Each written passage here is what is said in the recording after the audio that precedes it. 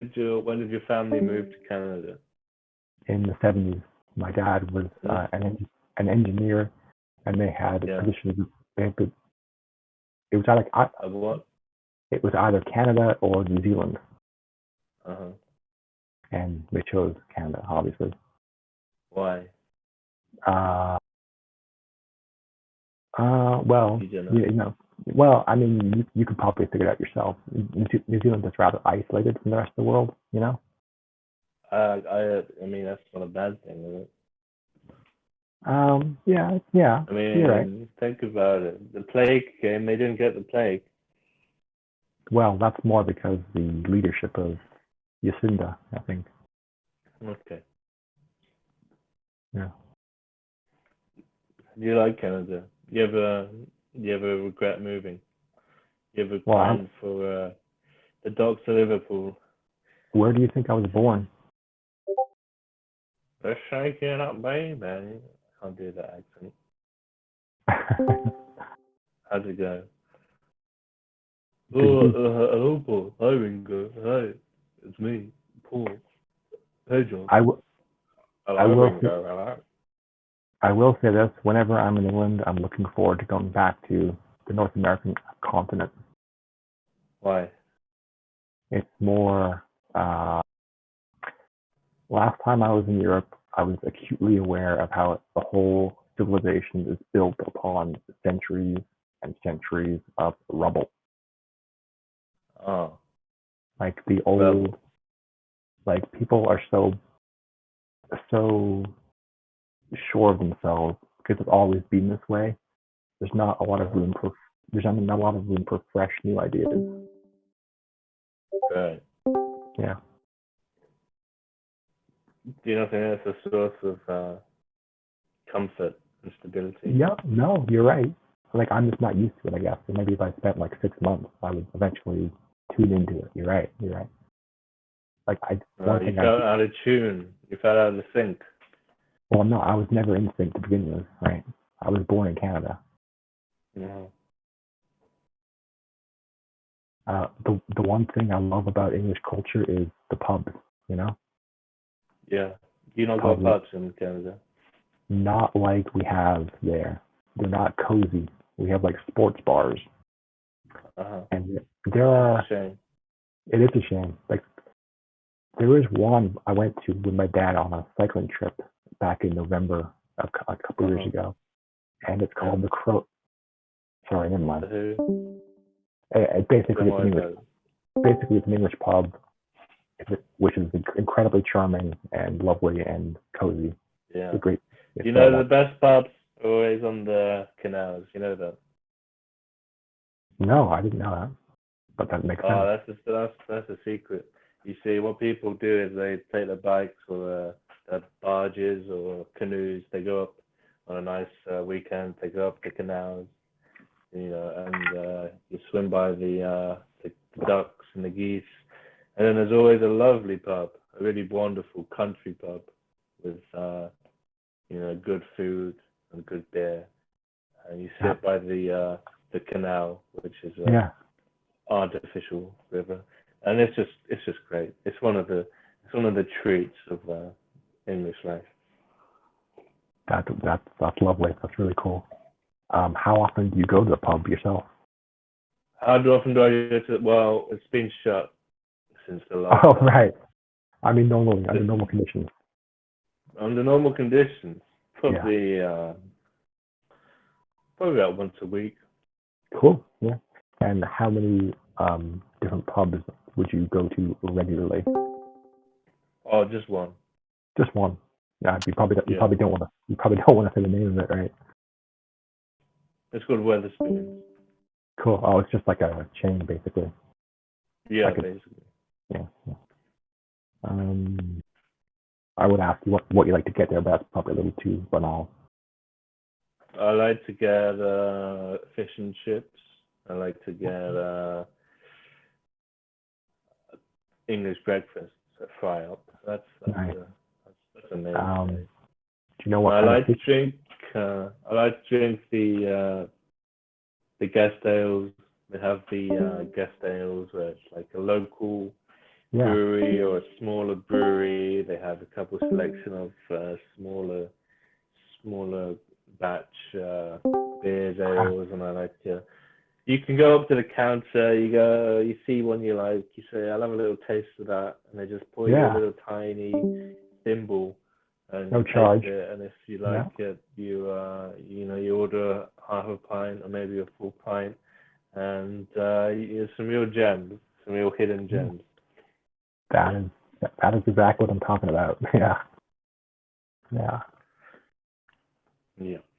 We do have this one pub here close to my house that I go to all the time. It's got excellent pizza. That's the pizza in the pub, huh?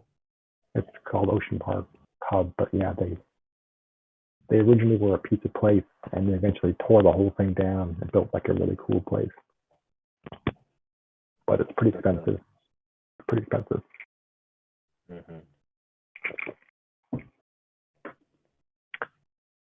So let's take some questions from the audience. Good. Yeah. So one at a time. If anyone has a comment or a question, just say it. One at a time, please. Yeah. There's about like 10 people listening. I'm always interested. I'm always interested in chat. I'm always interested. You gotta say it in the voice tsehany. No. I'll read it. Tsehany usually has something interesting to say. Okay. Let's scroll up a bit then. So let's see. What's the first question? Say something racist and see how he reacts. No, I'm not going to do that. Tsehany asked Maverick, do you live with your family? No, I don't. You live by yourself. Maverick, what about VRANAK inspires you? Huh. I wouldn't use the word inspire. What word would you use? Myself inspired by VRANAK. And it's not a personal comment. It's just yeah. I don't draw inspiration from guys on the internet. No. I don't know. I'm usually inspired by someone from history. Maybe Alexander or Napoleon or someone like that. A conqueror. Yeah. Well, it's not all about the conquest. It's about adventure, authenticity. Yeah. Will to power. So, if you've got a question, do you want to field that? Yeah, okay. Basically, Tsehany, I felt like I was being treated very unfairly by you. Well, we should say for the sake of the chat, for people listening at home. Oh, sure. Tsehany asked you about a comment you left about her. Tsehany is the moderator of a certain Discord that will remain unnamed. Red Scare official, aka you said some very nasty things. No, they were quite fair, I assure you. You said you are a chicken shit, a coward, a Nazi, a narcissist, a child, and have no business administrating anything. You are an utter disgrace. If you were capable of any sort of authentic emotion, you would be completely overcome with sadness and shame, which is why you must continue believing that you're fine, you're great, and it's everybody else that's the problem. You're the problem, you and no one else. And the sooner this begins to my screen turn off. And the sooner this begins to penetrate your shell of impervious narcissism, the sooner you can start reckoning with the truth. Have a breakdown, and start feeling better about yourself. Exactly. That's pretty fair, I think. Would you agree? I wasn't really thinking. Let me analyze it. So I don't think tsehany. How do we say this? Tsehany. I usually say Tsehany. Tsehany. Tsehany is kind of A little Shane. more. Just choose one. Okay? Well, Ricky is. I don't think Ricky is a coward. You don't understand the context, though. You don't understand the context of what she did. Let's not dog Ricky. Let's call her tsehany. I don't think she's a coward because I think she actually You is don't trying to be a understand. coward. You don't. Well, if you allow me to finish, and then you Okay. can add your comment. I think the way she moderates this chat room is very even-handed, and she allows. No. Well, let me finish. She understands that there are some very disturbed, very mentally broken people here, and that a coward would run away at the first sight of trouble and would just ban them the minute they acted up. But tsehany gives people a second chance. She unbans people. She lets people learn from their mistakes. People like Neil. People like Neil, mostly just Neil. Mostly Neil. People like Kareem, who was a black transvestite sex worker who was very unusual and had a lot of difficulty coping with an internet chat room, which is the dumbest shit I've ever heard. How the fuck do you not just? It's a fucking chat. What the fuck is? Never mind. You've obviously never been a black transvestite, okay? No, that's true. No. So that's how I feel about tsehany. I think she has an island of misfit toys, and she gives them second chances. She gives them room to grow. She accepts that some of them will act out sometimes, that they may be a little mentally ill, but she doesn't just ban everyone who says a naughty word. So that's my feeling of tsehany. So why don't you have a chance to speak? Okay, good. Thank you. I agree with much of what you said, but I have to ask you. Okay, what's going on now? Huh? You were making some pretty strange noises. That was me. Okay. What was my comment? Yes. I can't hear you. I can't hear anything. Did you cut off? Hello? Let me reconnect quickly. Okay.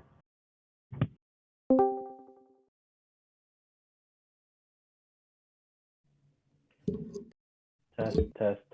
Can you hear me now? Yeah. Okay. We had some connection issues just now. Sorry, go ahead. What were you saying? I see that Tsehany is trying to insult me right now on text chat. Okay. Well, what were you saying? What was your comment about my what I said? How would you respond? It was a question, actually. I said basically I agree with much of what you've said. However, have you yourself ever experienced being kicked and banned? Yeah, several times from several different internet chat rooms. And how do you usually feel right after it happens? Nothing. I didn't feel any strong emotions last time I was kicked from my regular chat room. I was kind of asking for it, to be honest. So okay, felt like I deserved it. Fair enough. So I'm hearing a question repeated over and over again. VRANAK, what fascinates you as an ageless man about youthfulness? Well, you're just basically saying the same thing twice there. Yeah, it's ageless. I don't get it. What's the question?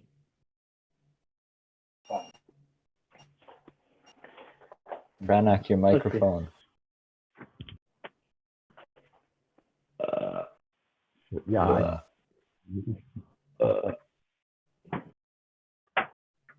get my proper microphone.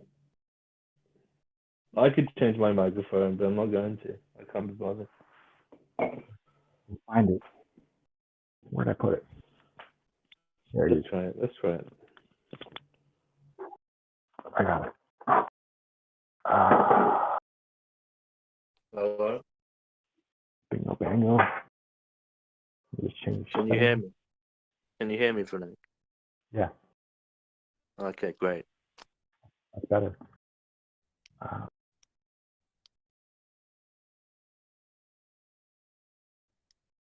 Let's play some music in the interval. Let's sorting out these technical. Okay. Can you hear me better now?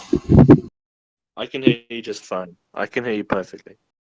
Okay, good. I answered this question about youthfulness. I hope everybody heard the answer. If I didn't, I can repeat the answer. Yeah, please do. Well, you heard it fine, right? No, I didn't hear. Okay, basically I was asked, what was it? VRANAK, what fascinates you as an ageless man about youthfulness? I pointed out you're just repeating the same thing twice. Agelessness and youthfulness are the same thing. It's desirable. You want to be young, sexy, hot, fun, energetic. I don't think agelessness is the same as youthfulness. I mean, youthfulness to me implies a certain vitality, a certain naivety, a certain innocence. Whereas agelessness is the absence of age. It's like you can't pinpoint how old someone is. You can't tell. It's like they've been the same age forever since birth. It's like you amorphous. Yeah, Maybe you that's different. you make a good point. Yeah, that's actually a good point. Well said. I mean, do you feel that you are ageless? Well, I mean, the proof is in the pudding. When I reach my 200th birthday, then we'll talk. Well, what I mean by ageless is, do you feel like you've always kind of you've not really, you've always kind of been this type of person. You've always kind of had maybe the hobbies and the personality of an older man, kind of throughout your life.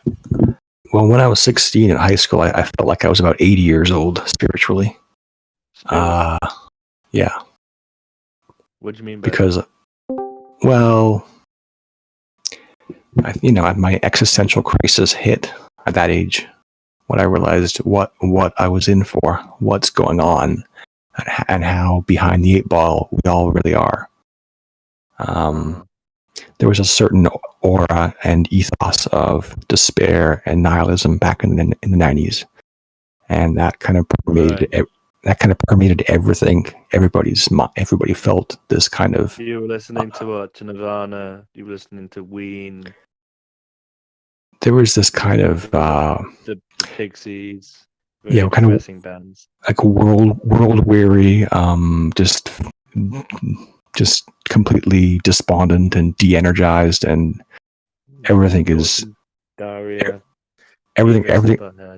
I gotta adjust the volume. Just give me 1 second. Okay, good.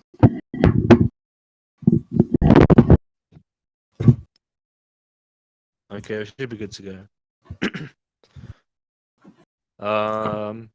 So you were despondent at a very young age because of you saw the kind of existential terror of a life of suffering, kind of zooming in on you.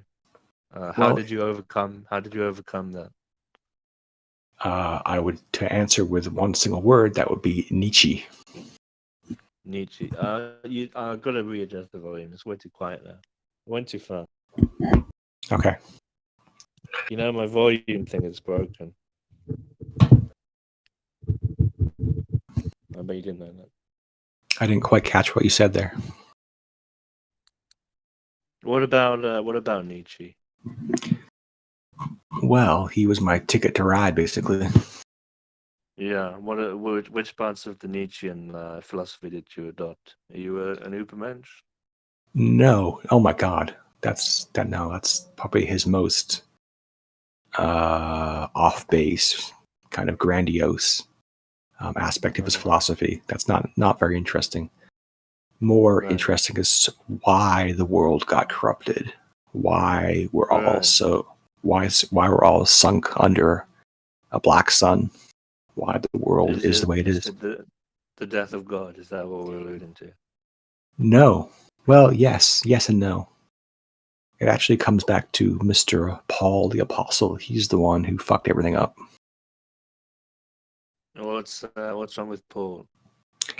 He basically took the ethos and message of Christ and he turned it all backwards. He made it all completely about revenge, basically.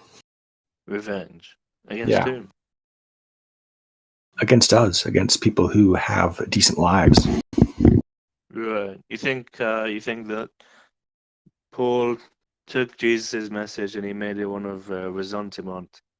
Yes. Of, petty envy and revenge against those. Well, as they say in China, you know, if you stand up like a nail, you will be knocked down. You know. Paul's basic message is: we suffer in this life, but we're going to have a good time in the next life. Right. And that's so backwards. So backwards. How did Nietzsche feel?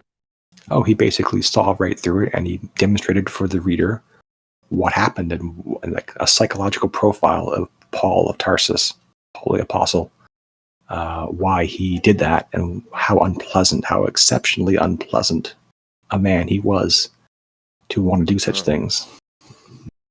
Well, and suffering is inevitable, is it not? It's just part of the human condition. I mean, that's what we call defeatism, believing that's true. Yeah. I just think it is true. I think if you go through life, you're gonna suffer. I think there is toil just in maintaining a regular life. I like what Anna Chachin has to say about suffering. Do you remember what that is? No. Pain is just weakness leaving the body. I really got to change the volume. Give me a sec. VRANAK, I have a theory about suffering in life, and my theory is that you should enjoy part of the suffering in life because it is part of the experience of life. What do you think about that? I agree 100%, and the trick is really learning how to take your pain and make something interesting out of it, something fun, something lively. Is that is that John Paul Stalin? No, I think that was Trap Burrito, I believe. Trap Burrito. Thank you for the question. Yeah, you know, your comment, it made me think that the other day I was having a thought. I'm in the middle of this horrible lockdown, and I was going for a walk, and I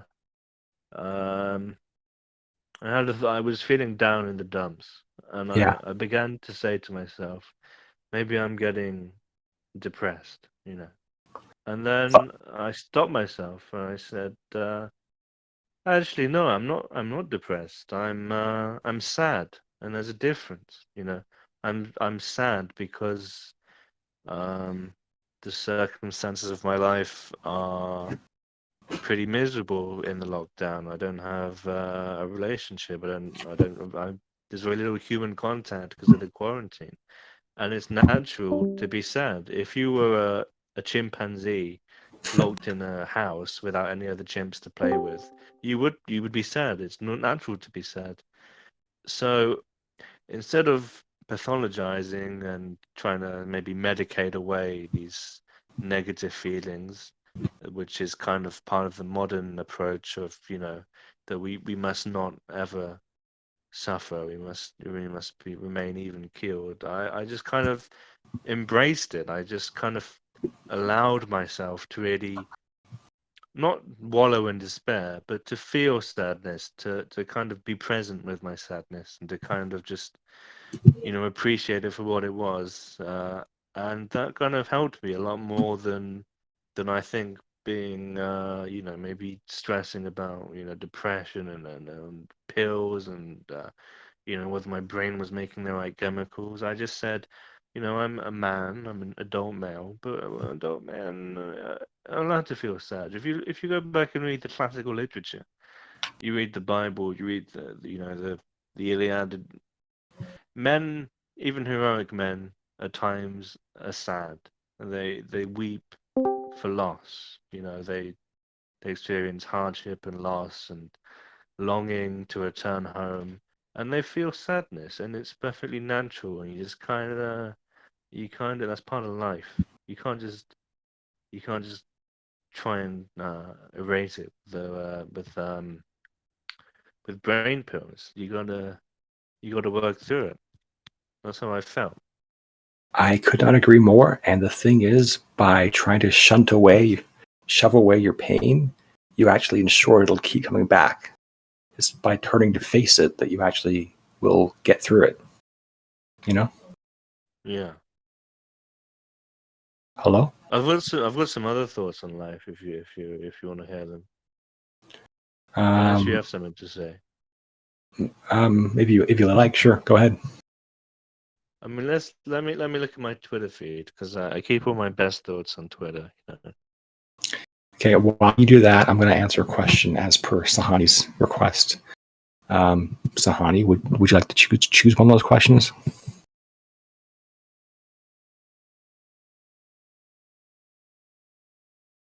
Okay. She says you choose. Let's see. VRANAK, do you feel like a virgin? That's a nice loaded question. What do you think? What do you think? What was the question? What? What was the question? Yes, Tsehany asked, do I feel like a virgin? Touched for the very first. The very first time. Yeah. Well, not right now, I don't. Are you a virgin? What do you think? I think yes.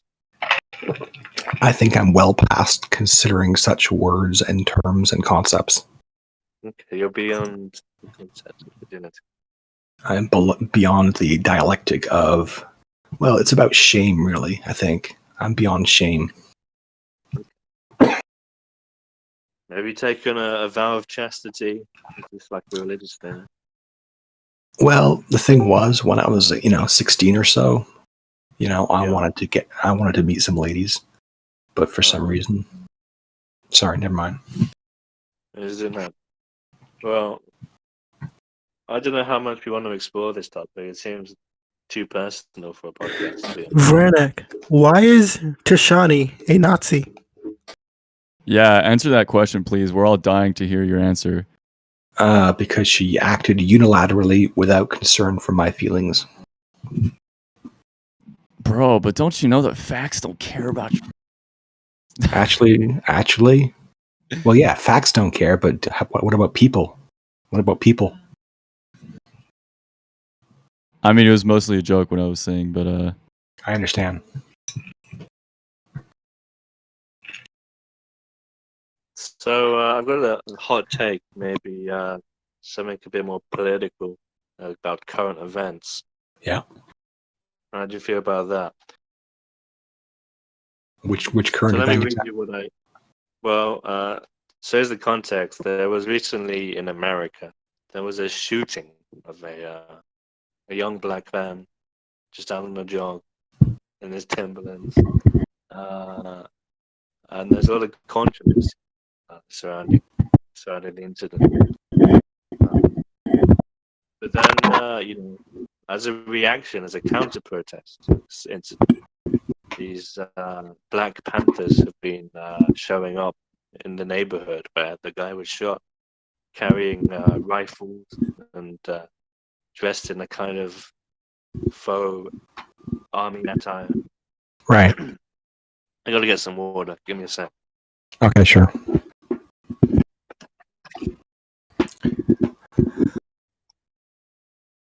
Actually, I think this is too esoteric because this won't really mean anything to anyone unless they're part of like. VRANAK, can you show us something in your room and tell us the value it has to you? I got this new little personal USB fan. What I plan to do with this, if I'm riding on a bus say, and if I have a battery, I can just plug this in and like take it anywhere with me with a portable battery. So I'm pretty excited about trying that on like a hot July day on the bus when there's no breeze. I think that'll be pretty cool. Hey, VRANAK, can you show us something from your childhood and tell us about it, if you have one? Who's talking right now, by the way? This is ThinkPad Trapid. You're listening to VRANAK TV. Something from my past. Oh God, I'm looking around here. Oh sure, here we go. Get my teddy bear. One sec.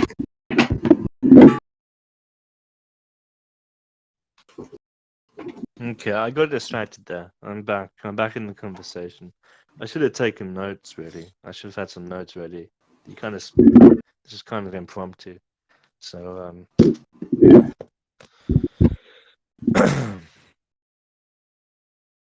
so while Renee's doing that, I guess I'll have a look at the chat, see how they feel.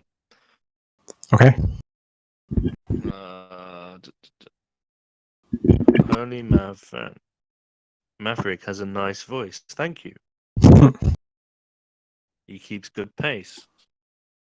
Thank you. Tell us about the bear. People want to know about this bear. Can you see it, by the way? Maverick? No, I can't. Well, basically I got it from my friend in Delaware called Rebecca. His name, I named him Rupert. He's a gunned bear, I think made in China. Yeah, I have a friend in Delaware. We met in February of 2010 on the Girls Ask Guys website. Is this the girl you stalked? What? No. This is someone very different. I haven't talked about her before. She's actually older. She's actually older than me. She's born in 1974, year of the tiger, Pisces tiger, and she's. Do you believe in astrology? But do I believe in it? Yeah. Well, it affects us all whether we acknowledge it or not. You believe in the supernatural element of astrology? Why don't you? Could you say that again? Why don't you believe in it? Because I guess I was kind of raised with the scientific method in mind, and that extraordinary claims require extraordinary proof, and I've yet to see any convincing proof. Well, I tell you what I can do. I can observe a personality and make an educated guess as to what sign you are, and usually, okay, I will get it. I get it pretty quickly.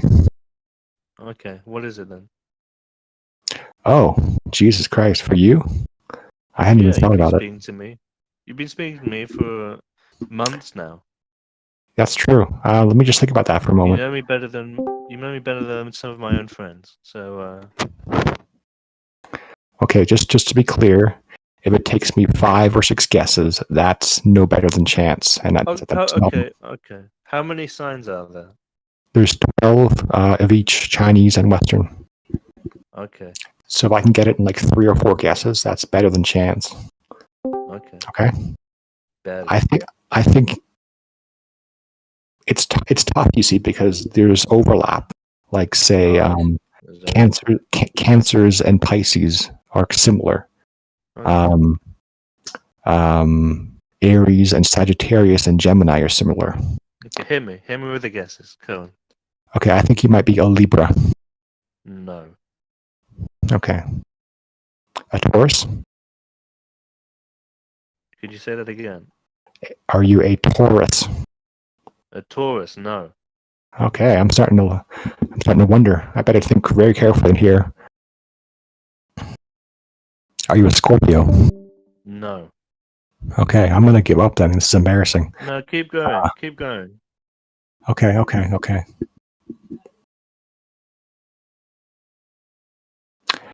Ooh, I think you might be Capricorn, Sagittarius cusp, perhaps. No, neither of those. Okay. Yeah. Well, I've now lost credibility because I'm into like my 6th or 7th guess, so it's not good. Just keep going. Keep going. Maybe it'll be the last guess. That would be funny. Cancer? No. No. Okay. No, Aquarius. no.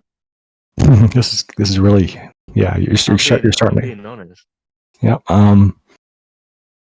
Virgo. No. See, this is why I don't believe. I'm sorry. No, you're right. I think perhaps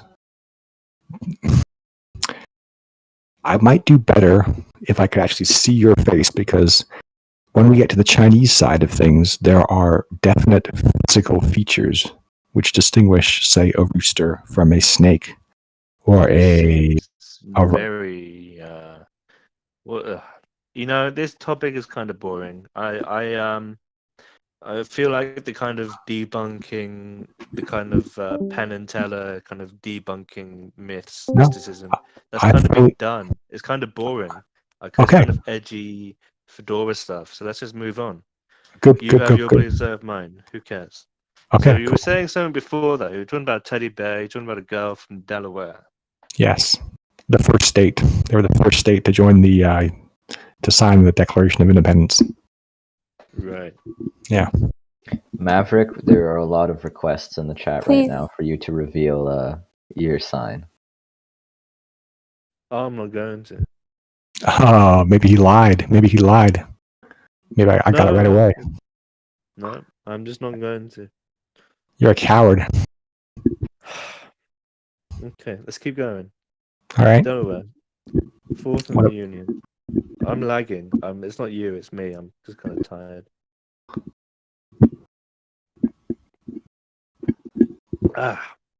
It's getting late. Oh yeah, it's now past midnight, right? Yeah. So tell me about this girl then. Oh, she's like. I've never met her. No. Oh. I've never traveled anywhere in the United States in that area. You've never traveled to the United States? What's that? You've never traveled to the United States? I've been to, Washington State, Oregon, California, and Hawaii, but that's it. I see. I have nothing to say. I feel quite content just sitting in silence, to be honest. Yeah, I'm. I got to be eating. What do you want to eat? I've got like a curry, and this is terrible. This is terrible. We're supposed to be podcasting, People Don't you pay understand? money on Patreon to listen to this. It's Don't going to you be entertaining. Don't you understand? Okay, Maverick, you're being superseded here. The chat is requesting that I ask a question to VRANAK. VRANAK, Good. Yeah. in order and with detail, list your top 3 allies and enemies on this server and why. Number 1 ally is obviously you, Emily. I think you're cool. Number 2, I really respect Tsehany a lot. Number 3, well, he wants to be my ally, but Lean Green is definitely, he sees things my way. But that's not terribly useful or interesting. It's probably more useful to have someone to tell me that I'm a moron and bully me. That's more useful to me. So maybe Trapper Rito is my number 1 enemy, because I have to block him the most, because he presents a worldview that's most difficult to assimilate and understand. Yeah, I hate assimilating with difficult people. Obviously, Dasha shows up here once in a while, and she's beyond. She's an all-star. VRANAK, I think you're getting off topic here. There's still 2 more enemy slots. Okay. Let me think. I guess I'm surprised you didn't say Tweak. Well, Tweak's awesome, but she's been missing in action for quite a while. Okay. Ben has been a bit of a nemesis, but I think we now get along pretty well. Who else? My third nemesis. You like Neil? I love Neil's Irish accent, so I think his voice is very nice, and so I think we should try to. Deranged. I think he's just a madman. I think that's just your own soul getting in the way. It's not my soul. I mean, do we want to pull up some quotes from Neil? I think it's very easy for an Englishman to besmirch an Irishman. That's very easy. That's been done a few times before. I don't hate them. Let me find something. Okay.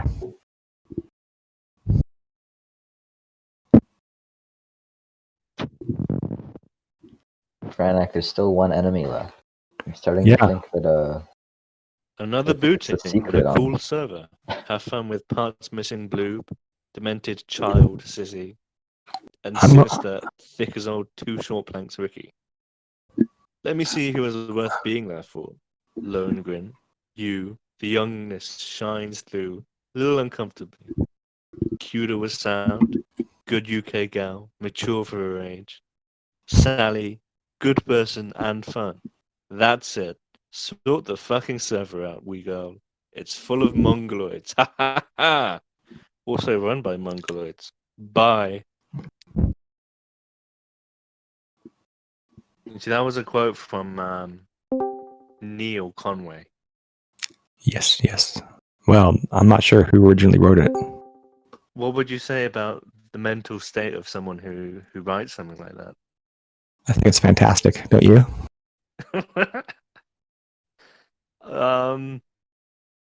If it wasn't fantastic, then how come it's not? And how come it's been repeated month after month for like 8 months now? Because it's totally deranged. Because it's funny, it's interesting, it's hitting you where you live, you know? He is a raw, let's call him a raw soul. He's raw and unrefined. And I find that quite, I find that alarming and at times, unpleasant energy to be around. But maybe there's a truth to the fact that, he's a kind of idiot savant, maybe. Or maybe you're a self. more like outsider art, really. It's outsider art. He's kind of insane, but he produces these rough, uncut pieces, these rough, uncut gems. You, sir, are a snobbish, arrogant Englishman, and he is a wild, free, energetic, spiritual Irishman. That's possibly true. This is demonstrated very well in the movie Barry Lyndon by Kubrick. I never saw it. One day you might find that's worthwhile. So who do we end up with for an enemies list? My third enemy, I'm going to have to say probably Emily, because in the early days of me being Whoa, hold on now. You put Emily as your best ally. Let me explain, if I may. Yeah. In the early days of the server, she kept kicking me, and she said she felt like an avenging angel. So that was kind of challenging for me to understand, but eventually I did. I gotta get my phone on a charger. Fuck. Summer commented, I don't understand all the times that I was kicked by Summer. Yeah, I guess not. Tsehany, can you quit asking that question? I was tired. I already explained it. I confused Trap Burrito for Moody. They're a couple of black guys. I was just out of it. That's all. There's your answer. It's kind of hard for me to read the chat right now. So if anyone wants to kind of jump in on VC and just tell me the general mood. I don't feel bad, Trap. I feel actually angry that you guys are getting so obnoxious about it. About what? The fact that I confused. Moody asked me something this morning, and I thought it was Trap, and because they're both black guys. Yeah, I was tired. They're soul brothers. Yeah. VRANAK, what have been some of your favorite moments on the Foam Grove server so far? Oh, it's definitely Tweakhands and her crazy talk about the things she does to men and the things that excite her. That was pretty awesome. No, it's kind of base. Well, that's who we are. At the end of the day, we're animals. VRANAK, why did you post a screenshot of porn today? I didn't quite catch that. He said, "Why did you post a screenshot of porn today?" Because Yoel Tango kept going on and on about it. So I'm like, okay, if you're so fascinated about this topic, you go watch the porn. I never even looked at it yet, so just have fun. VRANAK, who is your second favorite Tolkien character after Boromir, and why? Well, most of the listeners will have no idea who I'm talking about, but there's this elf. Oh, I assure you, I will. There's this elf lord called Glorfindel, who's pretty cool. There's also a Prince Imrahil down south of Gondor, even, who comes to the aid of the free peoples of Middle Earth. He's pretty awesome too. Nice. VRANAK, how do you feel about the metatextual argument that The Lord of the Rings was a Tolkien's attempt to create a sort of a mythos for the Anglo people to unify as a culture? I agree with that 100%, and that's very powerful stuff that he does when he succeeds in that.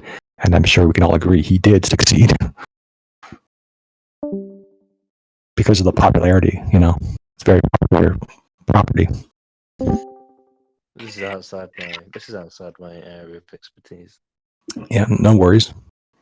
Maverick, you're getting a question now from chat, and What it's is it? the same one that was asked to VRANAK. We want to know your top 3 allies and enemies. To be honest, to me the server is just it's kind of just two people. One's a kind of amorphous female who's like a gestalt of all Is this the amorphous women. female your enemy? No.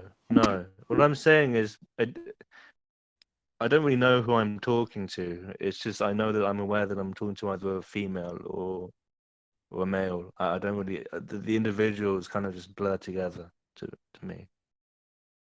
It sounds like some kind of familial Oedipal trauma you're dealing with there.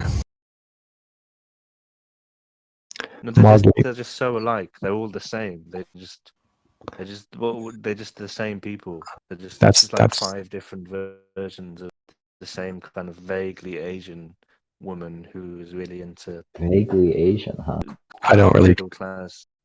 The pernicious Orientals, Yeah.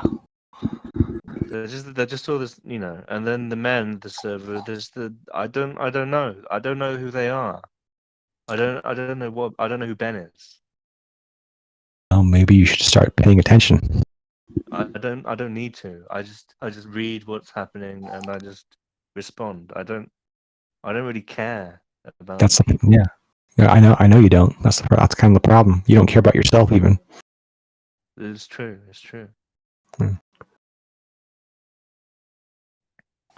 Yola Tango raises a good point here. Oh, am I not allowed to? No, go ahead. Go ahead. Okay, never mind. What? What's up? I've been vetoed by the executives. Don't worry about them. Wait, what was the question? Just ask the question. Can't. I simply respect the administration of the server too much to. Wow, whoever... that's very impressive to hear from a young man. I talk about Pass a lot because I don't know what she looks like, and I find that very intriguing. I can kind of project in my mind. I'm being asked by Ben thoughts on. I don't like Kobe Bryant. I think he was an asshole. I think he was arrogant as could be. I think he knew he would never be as good as Michael Jordan. And that kind of ate away at his soul, his entire career. And so he responded by being ever more cocky and sure of himself and a diva. And yeah, he's dead. So now, obviously, God agrees with me because he's gone. Do you think that was divine punishment? I think he put him out of his goddamn misery. Wow. That's quite a statement. VRANAK But and do you not feel? Maverick. Do you not feel bad for his, for his daughter and for his wife and whatnot? I think, mean, I yeah, think, that's sort of. may I just say, I think his wife was a fucking gold digger fraud to hook up with Jesus. to hook up with such an asshole with such bad character, and she gets what she deserves. Oh my god, I disavow these comments. I'm sure you do. I don't watch basketball, so we don't have it over here, so I don't really know who he is. That's exactly the problem, because after Jordan, the Bulls kind of went their merry way, Kobe and Shaquille O'Neal filled the void, and I disliked their personalities and their style so much, I stopped watching basketball, and so did a lot of people. So basically, it's people like Kobe who killed my interest in the sport. I don't like arrogant assholes. That's maybe because I'm one myself. I don't know. Probably not, though. You should watch the Michael Jordan documentary. Michael Jordan is like literally the most arrogant asshole to have like ever graced the world. I mean, like he backs it up, but like That's it. He backs it up. He has substance. He has character. He has wisdom. He's funny. He's got style. I don't think Kobe had any of those things. I think he was a petulant little shit. Yeah. So I want to respond to something Yoda said. He questioned my. Let me just clarify. When I say that the kind of people blur together, I don't mean literally. I don't know who the individuals are. But what I mean is that I don't really. Their voices just kind of. I don't know their individual. I don't follow their lives. I don't know their personalities. I don't know the history. So if it's like I don't know where who's the Asian girl? What's the other one? There's Summer and there's the other one. Abel's sister.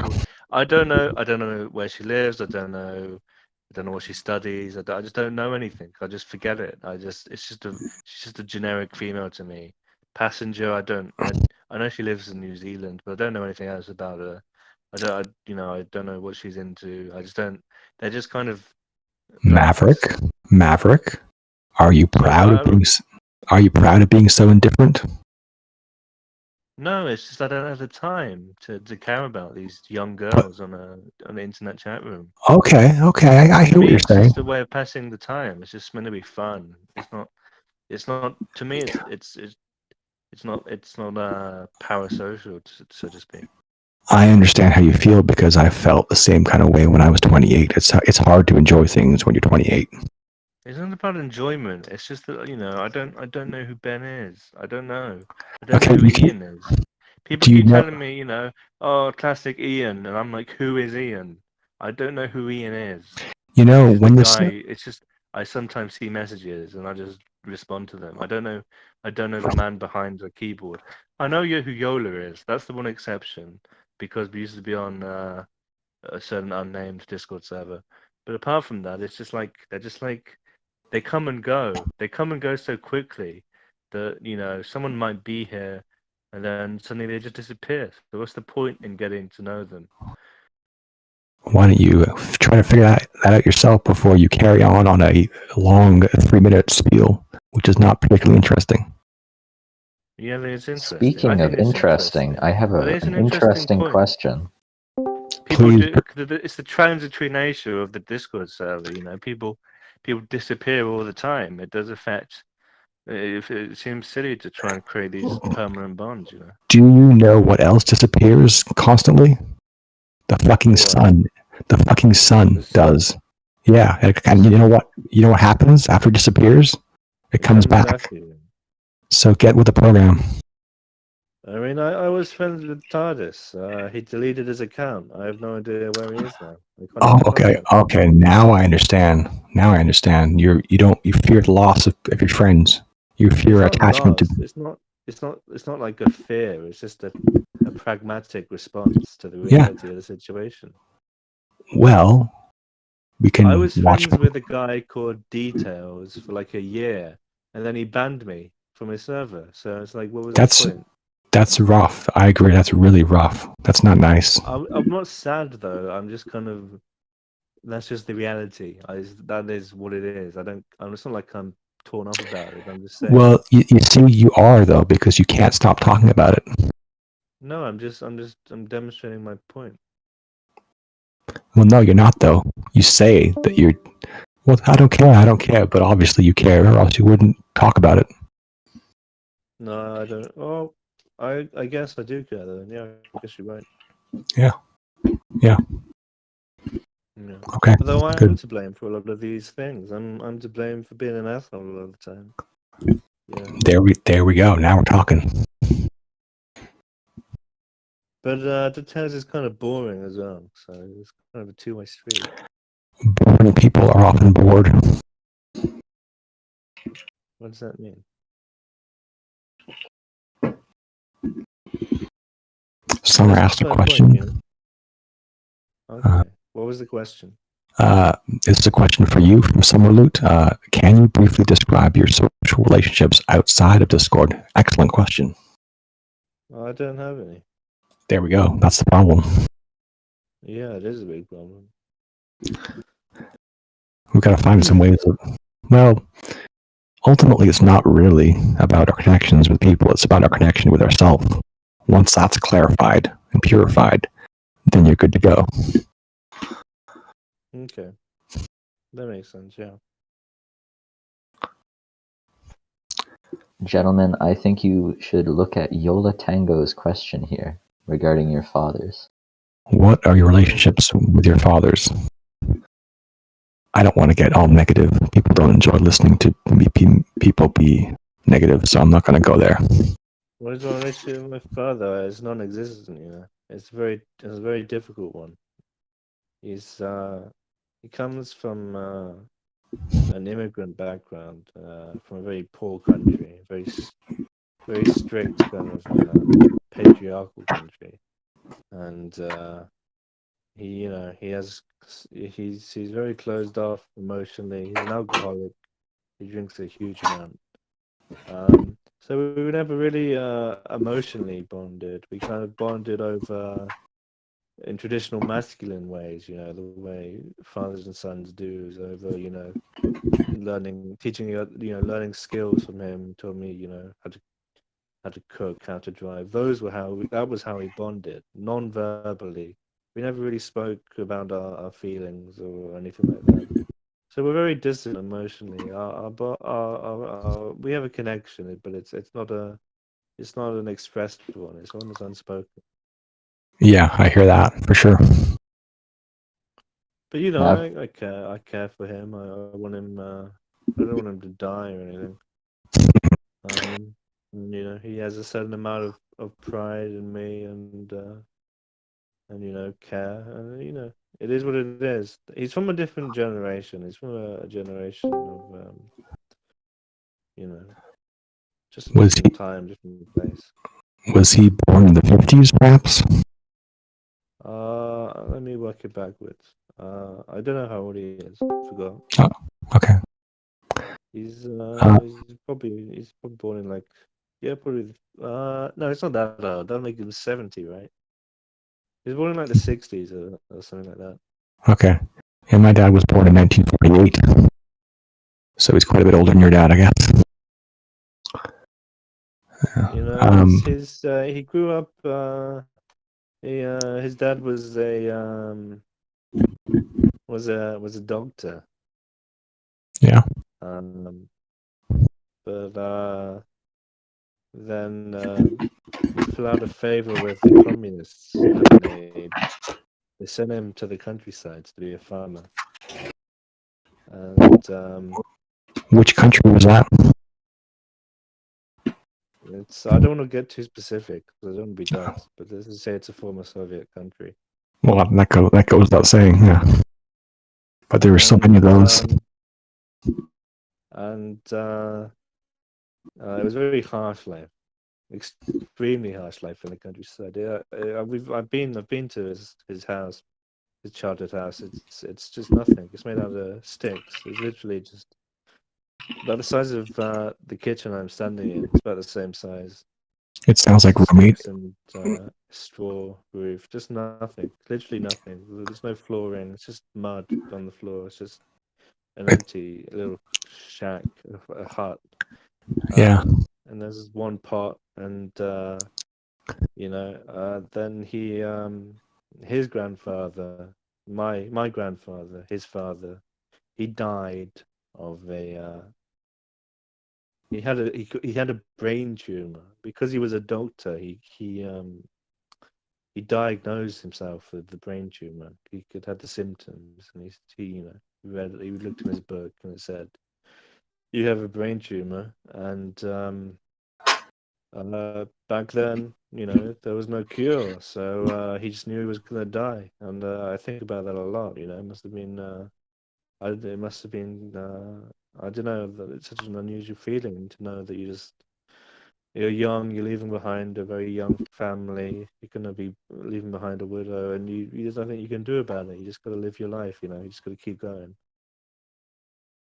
But he Quite right. died. He died very young. In his probably 30s or something, and so then my dad and my father was the man of the house at that point. They're just out in the countryside, these farm people, and he had so many responsibilities from such a young age. When he was like 10, he had to work and cook and clean, and everyone did back then. And then he's like a very rebellious spirit. He's anti-authoritarian by nature. So Yeah. so he would get a lot of trouble in school for talking negatively about the Stalin and the party and whatnot. Oh my So God. then, but so what happened was he was like very talented technically. Yeah. He was very good at fixing things mechanically. He still is, like clocks and watches and stuff. Anything that was mechanical broken, he could fix. Like he can fix. He just has a innate knowledge of like how little things tick, and he can fix just about anything really. A toaster, a microwave, whatever it is that breaks, he could just pick up a screwdriver and fix it. But he did very well in school, and he wanted to be an engineer or some sort of scientist because of this gift he had. But because he didn't have a father, he had no connections within the Communist Party. And at the time, if you wanted to get a good degree like engineering, your father had to be somebody in the party, had to be a local official or something, and he had nobody, so he couldn't ever do that. That's the kind of thing that Jordan Peterson talks about. That's why he doesn't like communism very much. How corruptible it is by cronyism, just the same as capitalism is. But that's neither here nor there. So please continue. Well, that's about Then he escaped to the West and made a life and settled down. But it must have, I don't blame him for being an alcoholic. He's got a lot of pain. I imagine he's carrying around a lot of trauma. Yes. And the thing about being an immigrant like that from basically third world conditions, basically, is that your children are spoiled little brats. They grow up with, TV and running water and whatever toys they want at Christmas. And it must be hard to kind of relate to them. You must kind of resent them on some level, I imagine. Yes, indeed. I have a question from Ben here. He asks, 9/11, good or bad? I wanted to get into this. Negative thing. Yeah, I want to talk about. I don't know how anyone could question that. Let me tell Why you. don't you tell me about your father, VRANAK? Can I talk a little bit about Osama bin Laden and how he first got the idea to do 9/11? Because that's kind of interesting. That's kind of interesting, wouldn't you say? He was witnessing some, I think it might have been like basically American warships were shelling apartments of, the Arab people, and he realized basically we have to hit these guys where it hurts because they are just monsters and they need to understand our pain. No, they want you to stop talking about Osama bin Laden. Oh, okay. Let me just. Kind of controversial thing. Well, what are you guys so afraid of exactly?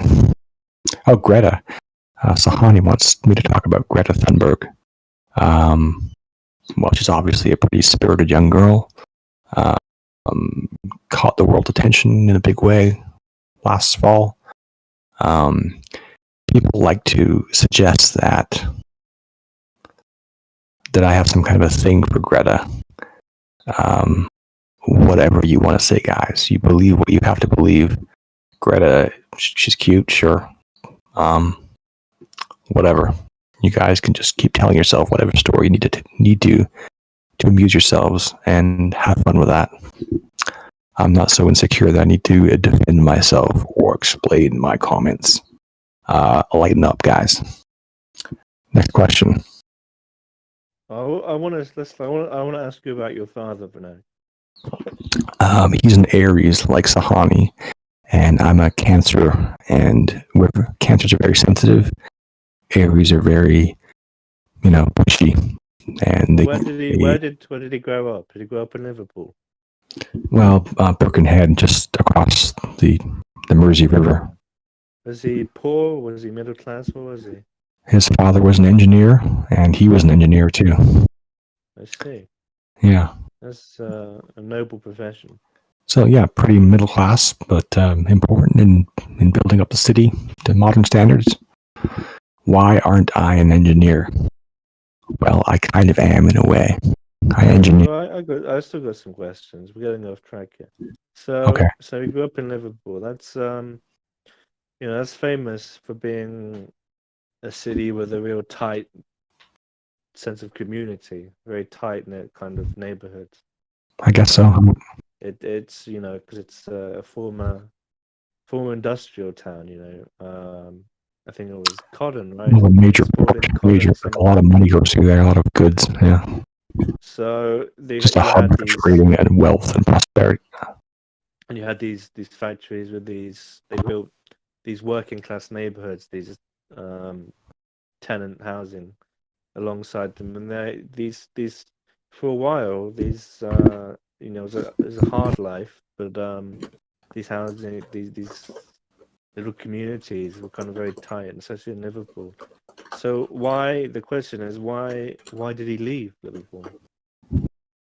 Well, I mean, there was more opportunity out west where we were just starting to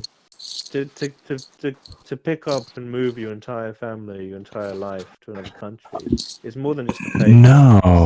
No. You don't understand.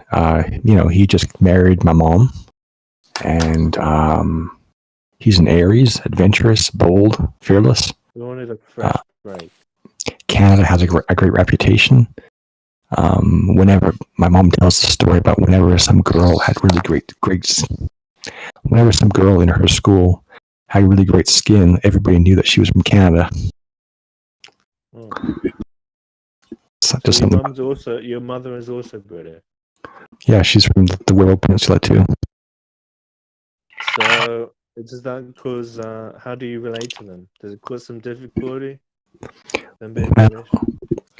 Well, I mean, obviously, I have plenty of problems, with people interpersonally. But the thing is, I express that. I tell them what's on my mind, what's bothering me, and why. And here's my point of view. And we have our heated moments, but mostly we get along pretty well. Heated moment. Okay. I don't know. I don't want to pry too much. I feel I don't enjoy this kind of. I feel like there's some things that you should keep private. That's how your pain gets stuck. What do you mean? That's how you will remain in your sad state forever if you don't look into the Oh, things well, that I are was, well, maybe there's a time and a place. Maybe you don't want the whole world to know about. I was gonna ask some personal questions. I thought better of it. Maybe not. Maybe not the entire, fucking internet needs to know. I'm not I saying think never talk about it. I think you're overstating how large the server is. No, this thing's gonna get millions of listens. Yeah, I'm sure. Hello, VRANAK. Would you please elaborate on why you think you're an engineer? Or rather, just explain how you're an engineer. I'm a spiritual engineer. This is spiritual. Can you elaborate on that? Well, I mean, attitude Oh. is everything, and I try to understand why people have a bad attitude, and I try to show them how to have a better attitude. Oh.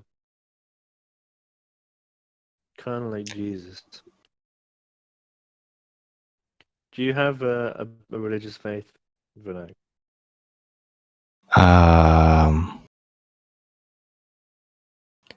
Tolkien, J.R.R. Tolkien. I think his books have a lot of wisdom and beauty in them. Same thing. That's not the same thing. I mean, there's wisdom and beauty in a fucking Lego movie. I'm talking about faith. I'm talking about spirituality. I'm talking about the divine, the transcendent. I believe in myself. That's all you need to know. Believe in yourself. I don't know. I'm actually maybe I can do a little spiel here. I'm actually at a kind of place where I feel like I've got two brains, because I was raised in a kind of secular atheistic household, and I'm kind of a worldly man in a sense. Intellectually, I'm well read, and I'm not. This is not boasting, but I know enough that I can kind of understand the basic atheist arguments, the kind of Richard Dawkins type thing, where from an entirely logical perspective, I don't believe in the supernatural. I don't believe in the resurrection and whatnot. But because it's just I can't just from a logically just the same reason I don't believe in astrology. But then on a kind of deeper level, on a personal level, I've had a kind of what's that? I don't know either. I heard it though. At a personal level, I've kind of had like a nascent kind of spiritual awakening, in my late 20s. Yeah. I'd say it's distinct from, I think just as an aside, I think a lot of people like me, you talk about the Gen Xers and whatever. A lot of people kind of my age, my proclivities are kind of taking up religion either as like a kind of an excuse to hide their reactionary ideology. They have like right-wing beliefs, and they think that the church is the only place they can like defend them without being cancelled in a way. So they become like Catholic integralists, whatever. I don't think that's what's going on with me. I think a lot of people are just kind of unmoored, untethered. They kind of get to the late 20s and they start to become aware of their own waning mortality and fertility and the fact that they don't want to die alone. They want a family, they want children, and they turn to religion at that age for a kind of a structured belief, a community. I That also don't sounds think that's what's happening with me. I think my what I feel is kind of not to be arrogant or to say that none of those things aren't valid reasons or perfectly fine. I've not got any problem with people doing that to becoming late life Catholics or whatever. For me it's purely a spiritual dimension, and that I was going through a period of great suffering. I had a lot of physical illness, physical ailments, and I just I read the Bible, and something about the message just even if logically, even if the logical part of my brain says well, these are just evolutions of earlier, it's just a Hellenization of earlier Judaic thought or whatever. Oh, this is just the same like dying birth myth as other religions or whatever. My heart or my soul rather, it touched a nerve. It just felt that there was something deep within the message of the gospel. It resonated. It was a kind of perfect frequency of a higher frequency. It was just something, I don't know, something spiritual about it, about the message of Jesus. It was just beautiful, and it helped me kind of just hope. It just gave me more hope. It just made me more hopeful. It just made me more positive. It just something about it was just the idea of simple kind of love and charity and forgiveness. Because I was raised again atheist, but in a Christian country, so I kind of I knew all the background, I knew all the stories already, but they never really resonated before.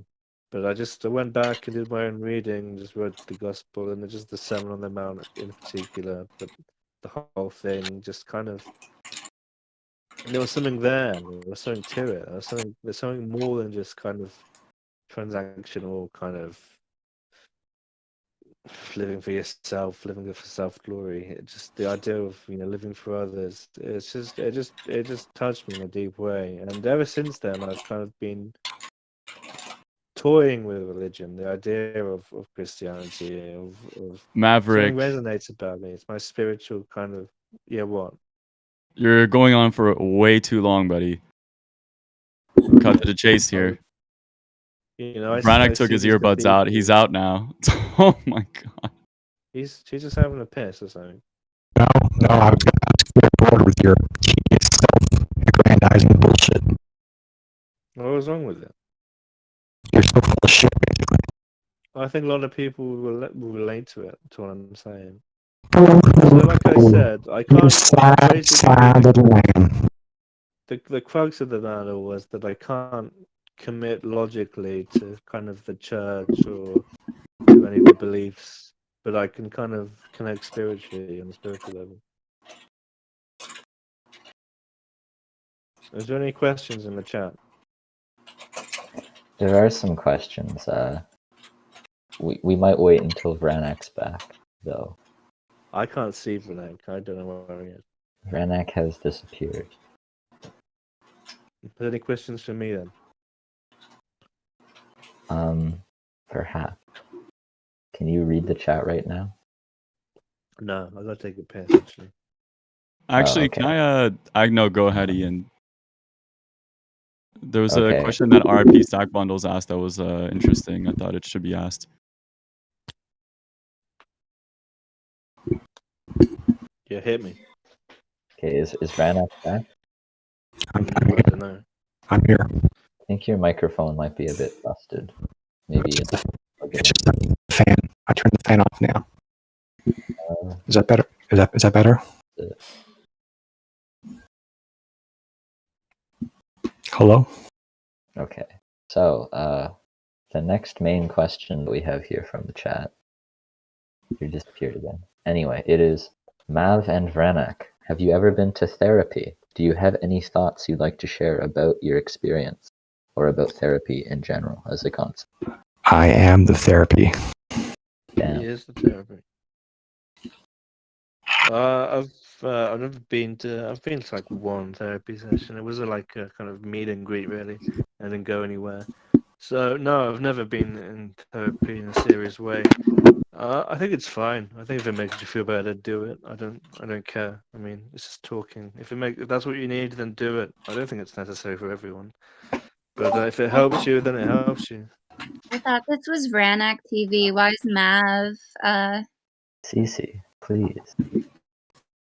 What was the question, Sissy? It wasn't a question. Anyway, while VRANAK's getting things sorted out, Mav, we have a question from Yola Tango, I think. Uh-huh. Long time ago. Can you post that again, please? I was saying before I was interrupted, so I see there's something about the beauty of a cathedral, especially a Catholic cathedral, or a piece of art, a sculpture by Bernini, or a painting. It just touches me. It's just so beautiful. Think about religious inspired art. It's incredible. So is VRANAK there or not? Okay, VRANAK seems to have escaped to another channel. What do you mean?